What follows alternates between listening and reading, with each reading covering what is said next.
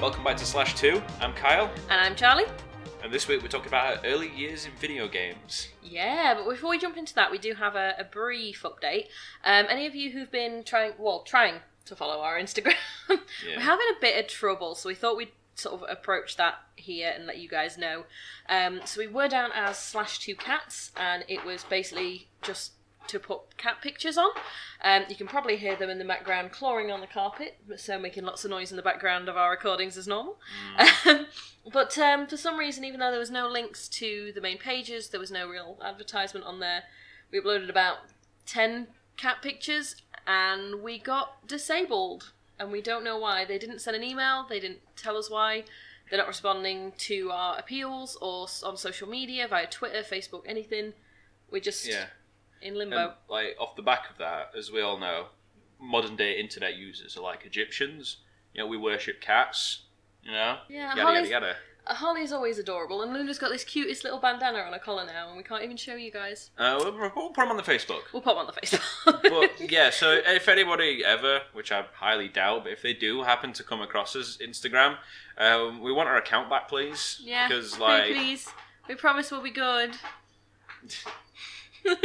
Damn it, Luna. There we go, she's behaving now. Anyway, early years. So, I might as well start off. Yeah, because you stretch back a little bit further than me, don't you? Yeah. So, we'll start off at the beginning for me, which is 1994. The year I was born. Yeah, I was about 4. I was 4 getting on 5, obviously. I didn't skip a year. But I started off, my dad gave me his Super Nintendo with Super Mario World and Super Castlevania 4. I know Super Castlevania might not be the ideal game for a 4-year-old, but it had a kicking soundtrack and it stays with me to this day. But I played the crap out of Super Mario, and then I was like, well, fast forward, shall we say, the Nintendo 64 had just come out. The PlayStation was also a player in this situation, and my dad was like, oh, let's get a PlayStation. But me having like a tantrum as a small child was like, I want a Nintendo 64. And I got it. But like, it backfired on them. Basically on Christmas Day they were like, oh, we're sorry, we've not got you one. And then they opened a present from my nan and it was Mario Kart 64. So I just looked at them and I was like, you lied! And so I did. And I played the crap out of that. And then we got a PS1, PS2, yada yada yada. I had everything. Out of that generation, like the PlayStation 2 generation, I was one of those poor souls that ended up with a Dreamcast. Oh wow! And I loved every minute of it. I don't understand like that was one of my earlier forays into online gaming because I got the dial-up adapter and Quake 3. But at the same time as all that happening, in the background, the almighty PC was sat there. So like, I had played Quake, I played Doom. I'm trying to think, is it like the GTA 1, GTA 2, you know, the top-down ones? Played the crap out of those. Later on, I was just finishing school, and I finally built myself a proper gaming PC, so being like 15, 16 years old, building out of spare parts, playing like what I still play now, which is Counter-Strike, online games like World of Warcraft, obviously, we covered last week. I played Guild Wars. Not very ashamed of it because like we were all playing it. Everyone was doing it at the time. So one of my fondest memories of playing Guild Wars was me and my buddy Sean. Again, mentioned him last week. We played a lot of games together. We were playing a sort of like an instance, you could call it. And I had a necromancer monk. I always forget his name. It was something obscene, but we were playing and we sort of lost track of time. Bearing in mind this was during our GCSEs. So it was like 3 a.m. and I had a maths test at 9:30. Oh. And we were like, should we go to bed? And I was like, yeah. But they stayed up. Oh no. But that went well for them then. I passed. They didn't. Barely. No, they did too. We all passed. But like it was like skinnier teeth. A gnat's bollock. That was probably one of the, like my favourite like moments from that time. And of course, moving on from that, like it was about the time like Half-Life 2 boom was happening. So there were mods everywhere. Gary's mod especially, Counter-Strike Source. Not a big fan of CS:GO. I'm not that good, and I'm not very fluent in Russian, so I feel like I can't enjoy it as much as I want to. I would love to talk that language, but yeah, speak. I'm trying to think now. Like, moving on, I suppose nowadays it's like I've got HTC Vive, which I want to try and stream at some point. I've just picked up Pavlov VR for it, and oh my god, once you get over the motion sickness, it is by far the most fun game ever. I had a guy kill me, throw all his weapons on the floor, and start furiously dabbing over my corpse. Oh god. The best thing I've seen is people have done it loads in stream videos, but I still love it. Is when you sneak up and you take the magazine out of your teammate's machine gun. So they'll be poking around a corner and you just like go yoink. But yeah, so you could say I've been around with a lot of, like, in terms of consoles and. Yeah, see, for me, I came from a family that never had a lot of money. I'm the oldest of 4, and my dad, his job now, his career is very high demand. He's one of the few people with the qualifications that he has, but at the time it wasn't very big. So we didn't have a whole lot of money. I mean, my earliest games were, I said my house was like NASA last episode. My parents had old computers. I remember drawing on paint and colouring it in. With the flood fill. Is that even a game? Remember. I used it as a game. The old pinball and Minesweeper. Those were my earliest. They were like Windows XP. Yeah, those were my earliest, like, gaming things. My best friend growing up, who I'm still close with today, Kim, she had a Game Boy Color, purple transparent one, and she had Pokemon Yellow. And I would go and I would sit and play that for hours. I was obsessed with it.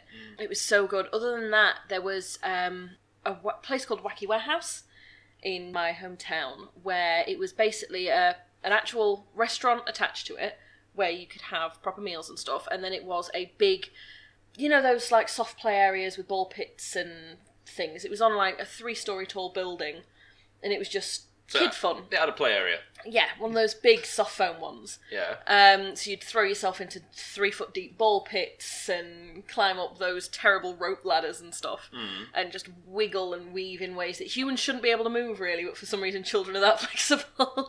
But when I was a kid, obviously everyone had their birthday parties there, and partway through they got a PlayStation with this Donald Duck game that I don't have the boldest memory of, if I'm perfectly honest.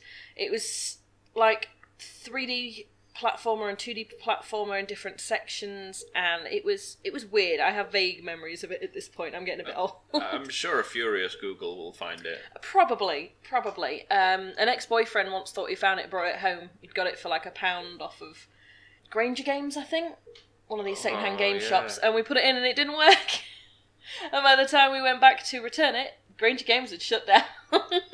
Yeah, for those who don't live in the UK sort of retail games industry is kind of on its arse. You've got some, like, CEX is probably like the best example of a sustaining business because of what they sell. It's like the Willy Wonka of gaming.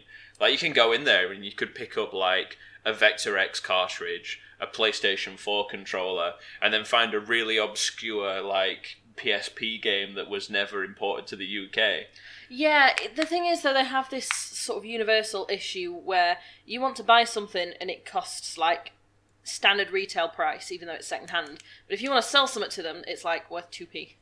Like they have... they operate on a minimum of a 50% profit margin. Oh god, more than that. So you go in with a Switch, like when the Switch was... This Christmas when we were having a look for them, it was the same cost to buy a Switch there or get Switch controllers or anything as it is to just buy them new. There's literally no point buying them there. Yep. No, I can think of a crazier one. So remember the PS Vita, which your favourite? Yeah, well, until I got my Switch. Everybody's Golf, top game. But yeah, so that came out, and I remember the Uncharted game that came out for it. It was being retailed in Game, shall we say, which is like the only remaining sort of sole trader of consoles, games, and accessories in the UK now. God rest GameStation. They were selling Uncharted for $39.99 new for the Vita, but someone traded it in, and they were selling that at $47.99. Yeah, it's mad. Yeah. Going back to the original topic, a few weeks back, or maybe more now, we dug out my old PS1. and we were playing Crash and Tomb Raider. Why don't we talk a little bit about the shit show which was Tomb Raider and the controls? It's so bad. You, when you're young and the best thing out there is these clanky janky controls, you don't really know any better. Like, you're happy to sit there and deal with it because you think it's amazing. Like, I'm sure in 5-10 years time we'll look back on popular gamers now and be like, oh my god, these are terrible, how did anyone ever do these puzzles, because they're just too complicated based on the control patterns. But it was so janky, like beyond janky on Tomb Raider, wasn't it? It was like run forward, stop, turn, run forward, stop, turn, do some sort of weird cartwheel flip and aim one pistol. Like, you couldn't shoot anything on it, could you? No, it's like unlearning to walk.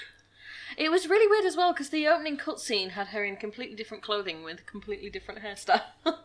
Yeah, and I mean, you've got to give it credit though. The PS1 was excellent for rendering those pre-done videos. Then when the actual game cuts in, it is like a night and day kind of thing. But it was just those FMV sequences, if you want to call them that, what sort of made the PlayStation shine compared to its rivals at the time. But like, what else did we play? We played Crash. We played the Crash 3. It was Crash 3. Was it not Warped? I'm sure it was Crash Bandicoot Warped. Yeah, that is 3. Yeah, that is 3. Sorry. Yeah, Crash 3 Warped. It's been a while. We played that, and that was like, I'd never put it down. I'd never left it. And then like we played the PS4 version, and like everything's still where you left it. But again, the problem is with the new and improved version, the hitboxes. Oh, yeah. Before, the hitboxes being janky, it didn't matter because the graphics were also janky. So you wouldn't be sure if you landed on the edge of a ledge or if you'd fallen off. Now they've updated the graphics, the hitboxes are just as bad. And you can see yourself fall through chunks of floor that you definitely landed on. Yeah, but there's been interviews and certain things that have been like sort of documented by people saying that the developers intentionally put those things in to make the game difficult. I mean, don't forget, this is a game from an era where we didn't have fantastic graphics, so developers had to focus on core gameplay and story, which is something that a lot of developers nowadays seem to forget. It's like, oh, look at our shiny graphics engine that can render like 10 bazillion rays of sunlight out of some dude's arse. But don't worry, the story's about as interesting as falling down a flight of stairs carrying a bucket of fish. Yeah, but you do get the opposite of that, where it's like with Skyrim, where they just keep bolting on information to the same base to a point where it just glitches out massively. As anybody who's played Skyrim will know from random horses falling from the sky and disappearing through the floor. God bless you, Tom. Or if anybody's ever been hit by a giant in that game, they know the pain of those terrible, oh god, I don't know, just... I get it's cheaper, but really? Anyway, back onto some other games, on about Crash especially. So, the first console I ever got that was my own, because obviously I was borrowing Kim's Game Boy and stuff, was actually a PS1. And I got it for Christmas, and I had a game called Ballistic with it, which was 2 swirls of coloured balls coming in, and you had a pea shooter in the middle, basically, and you'd shoot matches of 3 or more coloured balls to pop them. Wait, but that's just like Bubble Bobble. Yeah, basically. It's like really old school. It's what a lot of stuff is based on now. But I also had Tags and Buzz Time Twisters. Did you ever play that? No, but I'm aware of it. So it was like my favourite game. I could never get past like the second section, the Aztec section, but it was like my favourite game. It was just crazy. I can't believe like we're talking about the same generation of console, but because the library's so wide on it, like, you're playing all these nice, happy games. I was a lot younger. And then I'm there snapping necks on Metal Gear. Yeah, you were 4 years older than me, that's why. Yeah, but I shouldn't have had it. I was 8, you were 12. I still shouldn't have had it. But, like... Yeah, anyway, I was getting on topic then. I had, like, all of the Crash games. That was the one thing I did have. So I had, obviously, the mainline, Warped, blah, blah, blah. And then I had Crash Team Racing, which was, like... It probably still is my all-time favourite game. They're remaking it. I know, I am so pumped. It was like it was the first game I completely finished. First game I played end to end and won. And I also had Crash Bash. Do you remember the multiplayer party game they did? Yeah. They need to bring that back, man. That was so much fun. Give Mario Party a run for its money. Oh, hell yeah. Like a few shots and then play that. Oh my god. Yeah. We're going to have to get a hold of an old copy and actually do that now, you do realise? Yeah, well, once the Twitch system's up and running, I'm going to hook it up so we can stream retro games. Yeah, we've got it all planned, haven't we? Because like one of the fondest memories that I'll never forget from that sort of from the PS1, PS2 generation was being sat on the floor, wrapped in a duvet, in the dark, and hearing that wonderful, sort of almost mystical sound the console makes when you first boot it up. God, yeah. And the rain drumming on the window, and you've got like a can of some nondescript fizzy beverage, which we're not going to promote. You know, and it's just so good. Like you had the Gran Turismos, the Grand Theft Auto series. There was all kinds of. I'm getting nostalgic now. Yeah. See, that's the thing. Again, we didn't have a lot of money, so I didn't have a lot of games. I didn't have a lot of access to stuff. We did get a PS2 eventually. I got a Game Boy Advance.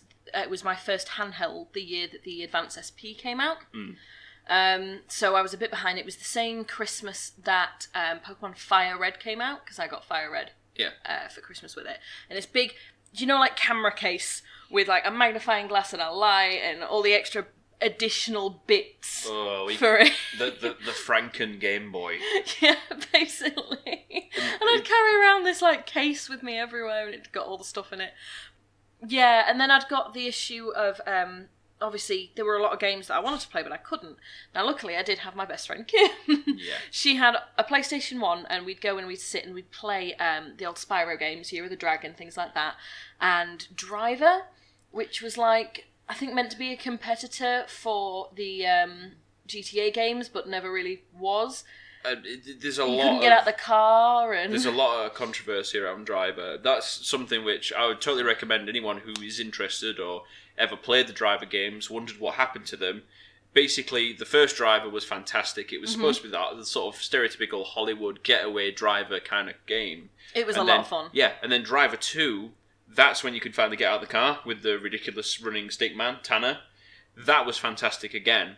When Driver 3 came out, because Reflections had many internal politics and buggy builds, and I suppose they were kind of on the back foot because GTA 3 is difficult to compete with, and they wanted to go above and beyond graphically with gameplay and story, and they did. I mean, if you look at the Stuntman game, that's built on the same sort of engine. That's a fantastic game.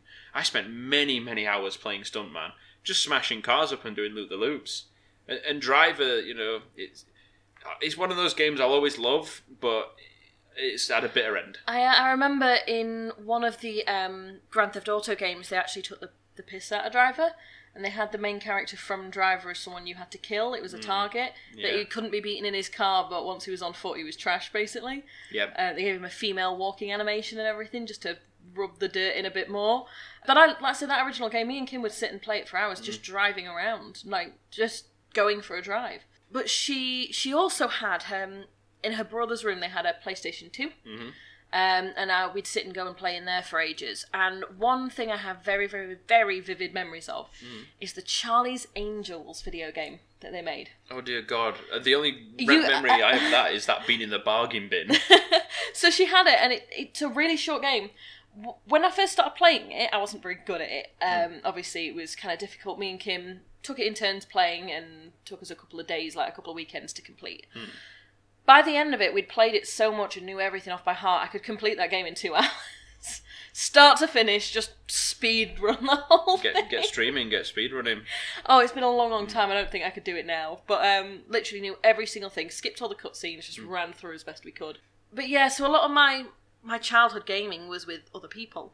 Because, again, I didn't have my own stuff, so I was borrowing other people's. And obviously having that many siblings as well, you push to share and do stuff. When it came to computer gaming, there wasn't really that many until I started hitting my sort of teen years, going to secondary school or high school to Americans. And I picked up with MMOs. Now, everyone and their aunt played RuneScape. RuneScape was the thing. I didn't. You never played RuneScape? Not until a few years after the hype had sort of finished. I was like, like desperate for WoW time. I didn't have any, and I noticed one of my friends on Xfire was playing RuneScape, so I joined him, and it was okay. It felt weird because it felt like I was going back in time after playing WoW and Guild Wars. Yeah, because it was very, very poor graphics. Very poor graphics. I just remember like speed running to get the rainbow boots. Anyone who played RuneScape will know what that is. Within the first 10 minutes of the game, you can sort of speed run up to I believe it was like a bandit settlement, jump in a hole in the middle of it and enter a dungeon, which at like level 1 character, like the start is like impossible to do. But if you speed run and just sprint through you can complete the entire dungeon in like 5 minutes, just avoiding stuff and running. And at the bottom of it is you had a choice of 2 boots. I believe one was like fuzzy bear paw style and the other was rainbow, and everyone just would speed run to get some of the boots. Fair. It was the easiest thing to do early on in the game to get some decent loot. So everyone would just do that, and you got a bunch of gold and stuff with it as well, so then you could actually start playing your character a bit quicker and easier. But I was never really addicted to it. I played it to hang out with my friends, and I was okay, but I wasn't that bothered with it really. But I really wanted to play WoW at the same time, and that sort of was the stand-in for me as well. Sort of to make do, because we couldn't have WoW time because RuneScape was free. But moving forward, because my dad's always been into MMOs and stuff as well, I eventually stumbled across something called RF Online. I know I've spoken to you briefly about it, Kyle. Did you ever play? Okay, so basically it's on like a foreign planet, and there was, at the time, 3 races. One which was like your tall, spindly, traditional elves. One which were like Christmas elves, short and squat and cutesy and blah blah blah. And then you had this other race that were androids, basically. It was a rite of passage when they hit a certain age, they would have their brains ripped out of their bodies and shoved into robot bodies. And it was this very anime style, sort of very beautiful, beautiful art, but there wasn't a whole lot to it. And because it was just me and my dad that played it, and we were completely different races, I didn't really have anyone to play with, and I didn't really get into it. So I played it for a few months, and then it sort of petered out from there. My dad still jumps on and plays it to this day every now and then. The servers are very quiet, but he still plays it. I mean, we're up to now, in terms of what we're playing at the minute, like, is there anything that you would love to go back and play again? Oh my god, so many things. The Crash games, obviously. So if you were to forget everything that you know about those games and you want to go through that magic of discovering everything again, what one game would that be for you? Probably Crash Team Racing. I absolutely adore that game. It was my favourite game growing up. Like I said, it's the first thing I ever completed fully. It was my favourite. It was fantastic. And I'd love to go and completely be able to rediscover it. It's why I'm so pumped about the new one. For me, it'd be Super Mario 64. See, I think I played on an N64 once. We went to visit some of Kim's family, and one of the kids had an N64 with Mario, so I got to watch someone play it for like half an hour. That's as close as I ever got. It's a very unique game, like a 3D platformer. It like changed the game basically. It set a new subgenre for platforming games. It had great controls, excellent story. It's the usual sort of Bowser's kidnapped Peach, and you gotta beat the crap out of a bunch of dudes. Dick, so let's go in. I know you used to hop into paintings for each different level, didn't you? You did. And there's a haunted level, which is awesome. The piano still makes me jump to this day. Because when you're wearing headphones and you hear a chomping piano with broken keys coming at you, your little Italian plumber dungarees are just going to fill with crap so quick. This is why, even though I've only just picked my Switch up, I'm super hyped to actually be able to get some of the games. Because at the minute I don't have any first party titles. I'm literally farming Diablo, Binding of Isaac, and the Pokemon game. But I don't have any Mario games, so it's just because they're so ridiculously expensive still. Yeah, you're looking at like $47.99. Mario's a big name still, and he still pulls in the big bucks. Yeah, he really does. And working on the other side of the counter, if you would, selling those games to people, you can resent the little plumber for a little while, but after playing a game or two, you're back on it. You're back to reminding yourself why you sell them games to these people. It's one of those things. But I mean, other consoles, some that really don't get enough attention anymore, like the GameCube, the Dreamcast. Yeah, so again, GameCube's not one that I had, but a friend who used to live actually up the road from me. Kim was quite a walk away. Oliver, he had one, and I know we used to play games on it. Yeah. I couldn't tell you what games. I don't remember a single game. I remember the opening, the GameCube logo going around. That is all I remember. And I would spend like every afternoon over at his when we went to school. But let me put this into a perspective for you. So that GameCube menu that everybody used to know and love from our generation of gaming. Nowadays, people just see the meme. Nowadays, they just see that intro being warped and distorted from its original form. And I bet half of those people have never even fucking seen a GameCube. Like... Well, it's good, though, because it's showing them stuff that they don't know, and it's giving them a chance to educate themselves. Yeah, but they might not see it like that. They might be like, oh shit, what up? Someone made the meme real. No. You never... No. You always... You do get people like that, though. Rarely, like... They normally do it for bait. But still, it's just the fact that we're now hitting generations that have not seen these machines. And I suppose it just goes for the same as us, because, like, if someone starts talking, like, about an Atari ST or, like, like an Acorn Archimedes or a Vector X or something, or a BBC Micro. I don't know what half the words he just said are. The older listeners will know, and also the geeky ones. But anyway... I know Commodore 64 and ZX Spectrum. I never played them, but I know them. The Spectrum. And I've heard of Atari. So the Spectrum is one of the oldest consoles next to the Vector X that I've been... Because my dad had one. Yeah. I've got a friend called Danny, and he had a Spectrum. We managed to make it work once before giving up and playing Metal Gear on the PS2. We put a tape in it. It loaded up a very odd-looking F1 game. It made some horrible screeching noises and then went off. I can see that back then, like, that's, like, pretty cool. And the fact that it still works now is pretty cool. Literally, for those who don't know what these look like, it is literally a big, like, gunmetal sort of grey-looking keyboard with a cassette deck built into it, because games used to come on tapes. Yeah. And I know that shocks a lot of people, but, I mean, we still use tapes nowadays to back data up in big business, but... It's just weird. We've got this like cascading generation where we have now got people that are not going to remember or experience firsthand what these consoles look like. And that's the thing, like even with us, because there's 4 years between us, you've got a lot of games and backstory that I don't get. I just don't know. And it's vice versa. I mean, I saw a post the other day that I showed you, didn't I? That was, if you are between 20 and 25 years old, or it was 21 to 26, this will cause a visceral reaction, but no one else will know what you're talking about. And for anyone within that group, it was the song, Do You Like Waffles? And I sent it you, because I'm thinking, no way, like, you're only a couple of years older than me. There's no way that it's that specific on the age. And you had no idea. You'd never come across it. I know. Probably because I was either working because I had a job, or I was just too busy playing video games. Like a lot of internet pop culture, even though I am aware of some of it, there's a lot of it that I just don't really care about. That's the thing, because when I was in my second year of, let's say, secondary school, you were finishing secondary school. Yeah. Like, I was going to college and like, regretting every decision I'd made in my life until that point. Yeah, so when we look at childhoods, that's actually a bigger gap than it is to us now, because it was a bigger percentage of our lives. So, let's say, even between us, I hope this episode comes out very, like, vintage and... What's the word I'm looking for? Like nostalgic? That's the word, nostalgic.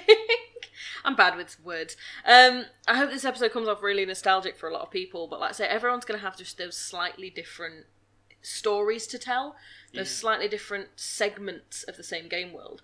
I mean, you don't like the word millennial, but we are millennials, and to see such a big difference in just our experiences and our backgrounds with these games, it is genuinely amazing how quick and how far we've come. And even when we were looking, let's say, at the difference between the two of us, there's huge leaps, isn't there, between them? Yeah, but coming to the current generation, because we've both caught up to speed with each other and on the same wavelength and everything with the consoles, I think we can all agree to a certain extent that the current generation of games, by the exception of maybe a handful, less than 10 are pretty garbage. I mean, we've got to a point now. I mean, we got to this point where the 360 and PS3 were still a thing, where at the beginning, people were like, "Oh shit, what up? I've got this amazing system that can render a bazillion polygons of someone's boob, and like we can do this, that, and the other." And the story was sort of there, just like, guys, should we spice things up a little bit? And the developers are like, "Fuck off! We're making shiny shit in this new game engine," and the PS4 has just sat there like, waited for... Yeah, I think the biggest issue is that it's both too complicated and too easy. So, if any of you played the original Pokemon games, so Red, Green, I suppose, if you were in Japan, Yellow, Blue. If you played those, you'll know that there were cheat way rounds to get Mew and Mewtwo. Exploits. Yeah, exploits that were open your inventory, click on this, do blah, blah. And it was basically because every single bit of data had like 2 or 3 jobs. When it wasn't being actively used for something, it would be used in the background for something. So generating random numbers for stuff. Every single bit of data had multiple uses because they didn't have the space to waste. Nowadays, games can be huge when they don't actually need to be. But because we have the space, we take it for granted, and people coding the games and doing the stuff on the back end don't have to be as smart and as clever with it. So they put everything's pre-built for them, everything's already done for them, and they just segment stuff together. And it's hard to get stuff working sometimes because if you don't write that basic code, you're going to struggle to figure out how it works, even if you are an amazing coder. It's hard to build up from that, but it is easier because a lot of it is pre-made for you. Yeah, but like the thing I'm getting at with it is that story, the actual story, and partly gameplay as well, is suffering in some places for fancy graphics. That's the thing. That's what I'm saying. It's leading to complacency. Yeah. Because everything's already built and so easy for them, and they know what is going to sell. They just recycle the same couple of stories and focus on just pinning on top of the current systems, which is why we get AAA games with so many glitches in, which we would never have gotten 10 years ago. I feel like you're talking from experience. Have you ever developed a Call of Duty game? Because that's pretty much all they do. It's just like, you can copy my homework, but just change it up a little bit, and then we get like the new Call of Duty. And, that's a perfect example, because it's like, it's like there was a Resident Evil game that ended up being half normal Resident Evil game and half cover-based shooter because the fat COD was so big. And there's loads of games like that where cover-based shooters it's not a bad thing. That's fine. But it's become so prevalent because they know it's going to make them money and they know it's going to sell, and that I feel like they're putting less effort into them. Yeah, but off the backside of that, Resident Evil has redeemed itself. It has, yes. Resident Evil 7 is fantastic. Same with like the Alien series, like Alien Isolation, another fucking frighteningly amazing game. Yeah, but because the others had been so bad, no one bought it, so there wasn't a sequel. Hey, don't say that. Like, we're all hanging on for it. It's like Half-Life 3. Papa Gabe, we know you're listening, please. Anything, just a hint. Stop blue balling as we want to know what happens with Gordon. But even if you just release like a short story, just to close off it. There was Epistle 3, but let's not get into that. I don't want to tug on too many feels. But back to the point, like, yeah, Call of Duty at one point, or Call of Duty.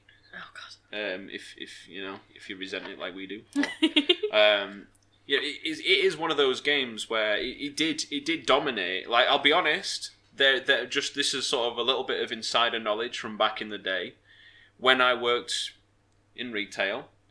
Activision used to pay us to put Call of Duty at the top of the charts. And this is something that I don't think happens anymore. The business has got a lot more honest now. Yeah, because we could get in trouble for you saying that. Yeah, but it is something that I have known happen. I never knew it happened in our store because I used to control the charts. You're like, no.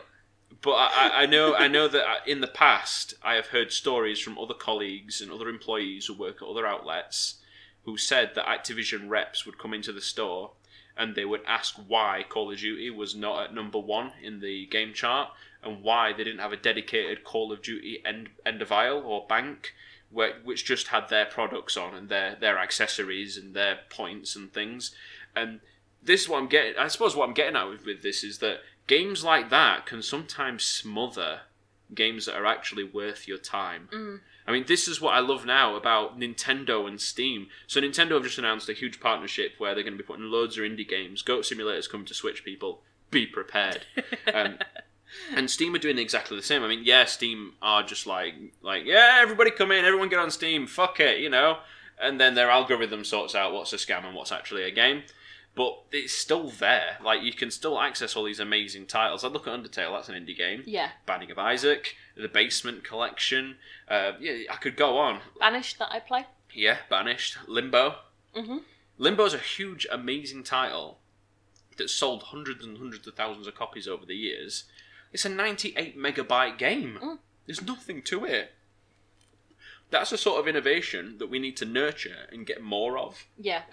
Because it's all right having this all singing, all dancing game system that'll, you know, render 42 million soldiers on a screen and you can all butt fuck each other with combat knives. But like, then you've got these people who are working in that sort of, I would say, almost the same mentality as the early days with the PS1, where they had hardware constraints and memory constraints, and they would have to work within them, so they would get the graphics to a level where they felt comfortable with it, and they would flesh out other things like the story. I mean, a good example is the original Silent Hill.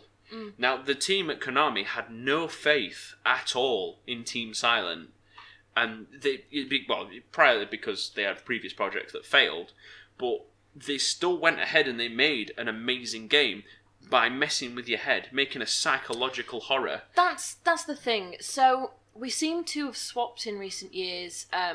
We didn't have the graphics, we didn't have the capability, so we developed story more. Now we have the capability, so we put so much effort into making it look good that people forget there needs to be a story. And there are a few games pushing it. Now, it's almost like a bit of a meme nowadays, but Skyrim. God damn it, Todd, at it again. Well, no. I've been playing this game. It's been, 8 years that it's been out now? 2019, so it's 8 years this summer. This autumn, sorry. Yeah, you're wearing my Skyrim shirt at the minute. That's mine. Oh, no, it is your one. It's not got the bleach on it from when I dyed my hair. Yeah, so you look at Skyrim, I'm still discovering story and plot that I didn't know was there. Yeah, it's full of bugs that can be terrible, as we pointed out, but something about Skyrim is it is strong on story. Everything in it is about the story. Everything is justified. And you can expand on it. I mean, look at the super sexy skeleton mod with AK-47. No, don't look at that. Or the Thomas the Tank Engine train mod, for all you people out there that fucking love trains. Oh, God, yeah, that's a... But the thing is, you don't need to. Like, everything... I mean, about 3 or 4 months ago, I picked up Skyrim again, when I hadn't played it in a long, long time. Mm-hmm. And I'm walking around, and I come across a Dwemer ruin, and to be honest, they were probably my least favourite things about Skyrim with the Dwemer ruins. They didn't really catch my interest. Mm-hmm. They were kind of cool aesthetically, but meh, I wasn't that bothered. I thought, oh well, I'll go and have a look in this one, because I'm here anyway. Mm. And it was one I'd never been in before.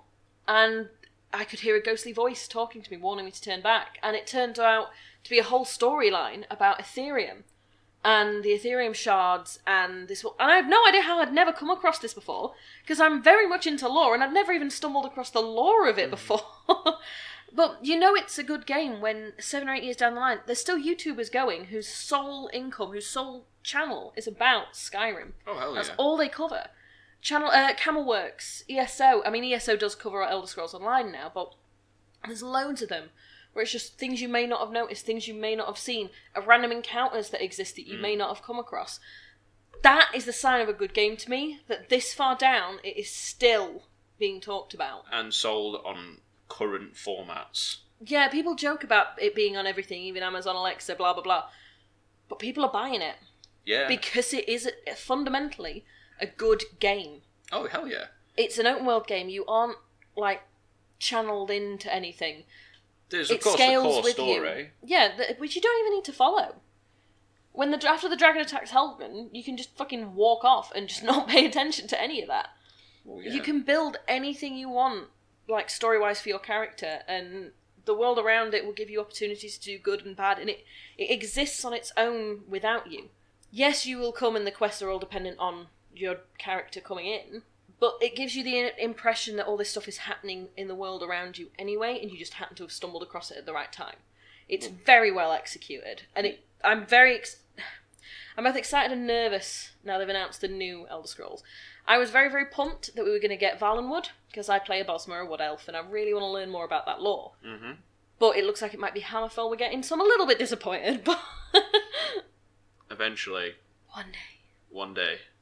We will get all of the... It's called Elder Scrolls Online. The whole world is available on that. We don't talk about Elder Scrolls Online. No, I got a free beta to it and it just didn't capture me, so... I bought the limited edition and I'm still salty. I've logged in 4 times since I stopped. Yeah.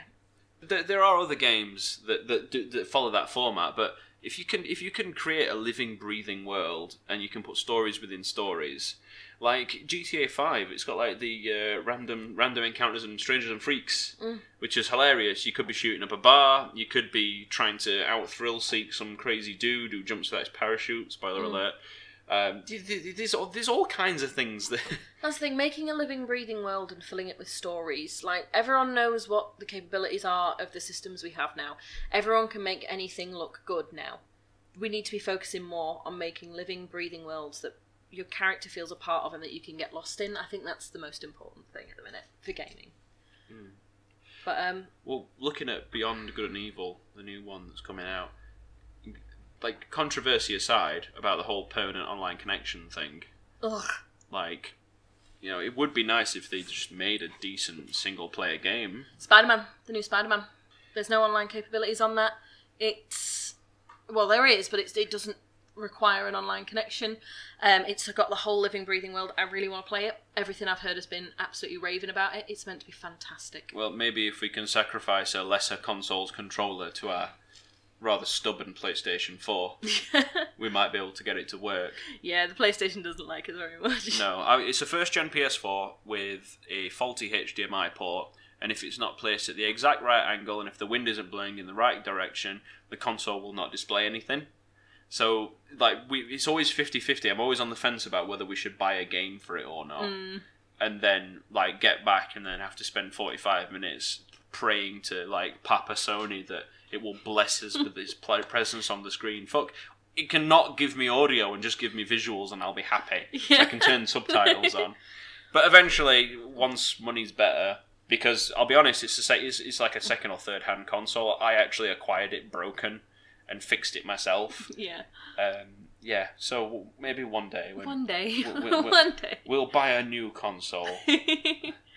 But I think we'll call it here anyway, guys, because it's been going on. We're about 45 minutes in now, which is about what we said. Yep.